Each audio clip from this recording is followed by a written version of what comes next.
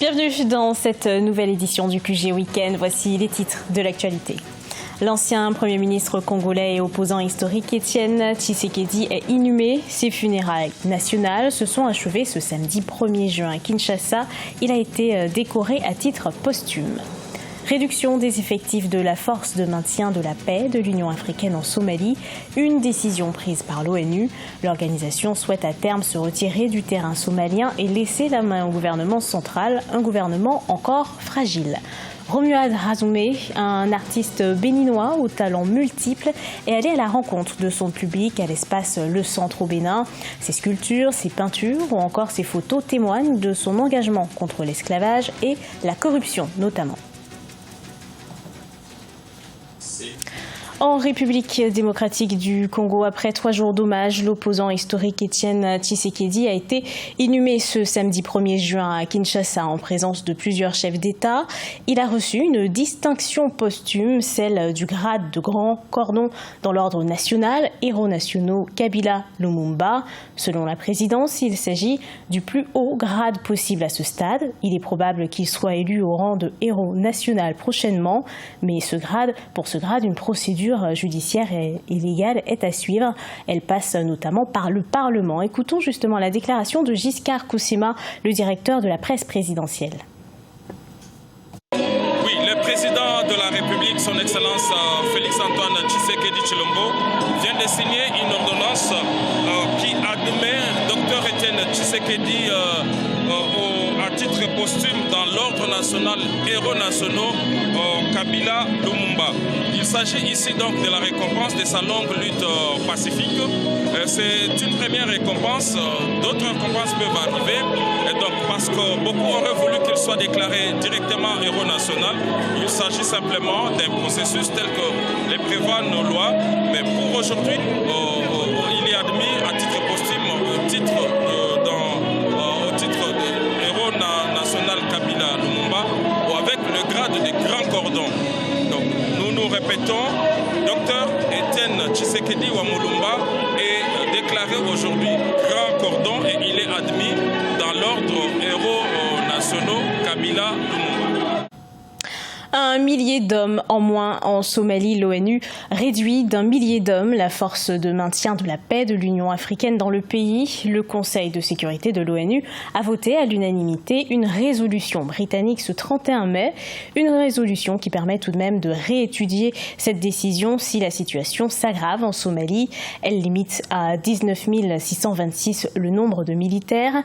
Créée en 2007, la mission est déployée dans le sud et dans le centre du pays. Selon un calendrier adopté en 2017, il s'agit de transférer progressivement les pouvoirs de sécurité aux forces somaliennes. Écoutons l'ambassadeur de l'ONU, Mohamed Youssouf. We are cognizant that AMISOM cannot stay in Somalia forever. Il est nécessaire de transférer les responsabilités de l'AMISOM aux forces de sécurité somaliennes. Nous sommes attachés au plan de transition qui permettra aux hommes et aux femmes courageux de l'AMISOM de laisser un noble héritage de déploiement réussi en Somalie. Cependant, la Somalie se trouve à un moment critique alors que nous nous approchons des élections en 2020-2021.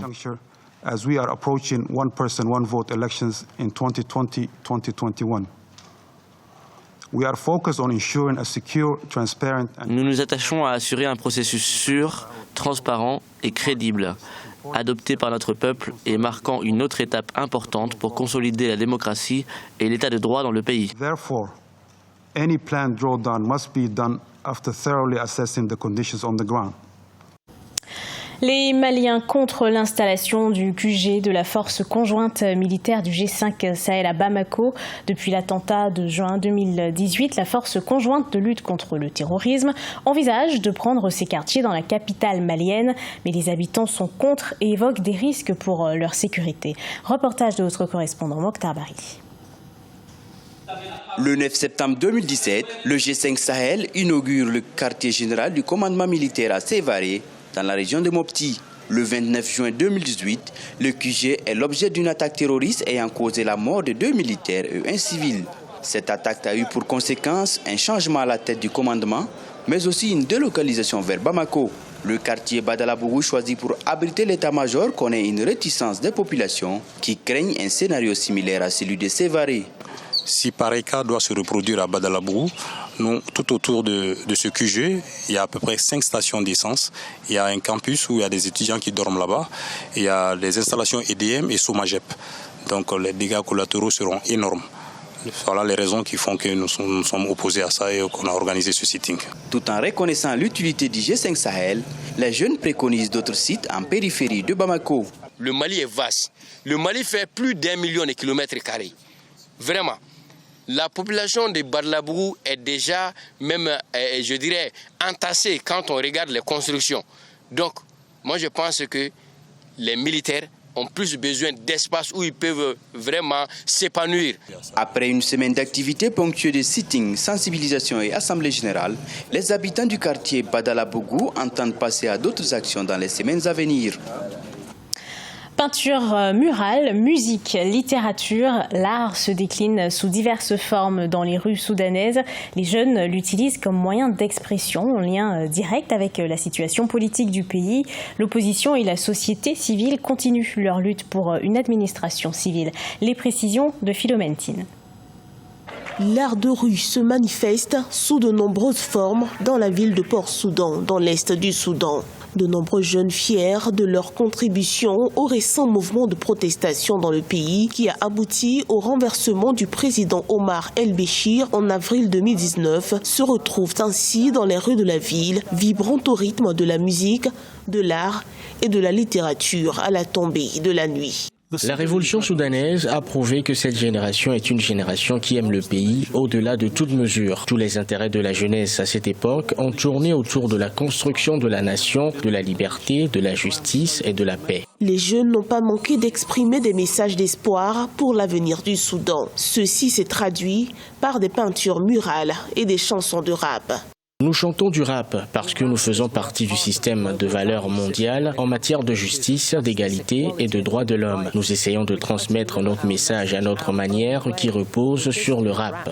Au Soudan, le conseil militaire qui a pris les rênes du pays reste dirigé par des hommes proches du président déchu dont le bilan économique est décrié par les manifestants. À noter que l'opposition et la société civile continuent de faire pression sur les militaires pour qu'ils cèdent le pouvoir à une administration civile. Partons à la rencontre d'un artiste béninois, Romuald Azoumé. Il fait de l'art sous de multiples supports, sculpture, peinture, vidéo ou encore photographie. Ses premières sculptures relatent sa vision critique des systèmes politiques africains. Il est parti d'ailleurs à la rencontre de son public à l'espace Le Centre au Bénin. Reportage de notre correspondant Leftionou.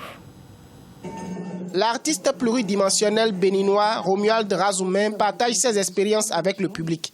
La vie et les œuvres de l'artiste de renommée internationale étaient au cœur d'une rencontre avec les amoureux de l'art à l'espace Le Centre au Bénin. Pendant ses 30 ans d'expérience dans le domaine de l'art, Romuald Azoumé s'est affirmé à travers la sculpture, les arts visuels et la musique. D'origine yoruba, Romuald Azoumé demeure un artiste culturel ancré dans le cultuel. Ses installations et tableaux promeuvent l'oracle Fa, un système géomantique pratiqué en Afrique. C'est vraiment un plaisir de pouvoir partager le peu d'expérience de 30 ans que j'ai. Voilà, donc c'est ce que je viens de faire. Mais la seule condition, c'est que ce soit gratuit. Parce que je vis au Bénin, et si nous ne construisons pas l'Afrique, on aura tout perdu. Les brillants travaux de sculpture de Romuald Azoumé ont entre autres été focalisés sur le quotidien et la vie des contrebandiers de carburant. Des personnes qu'il qualifie de héros de la survie.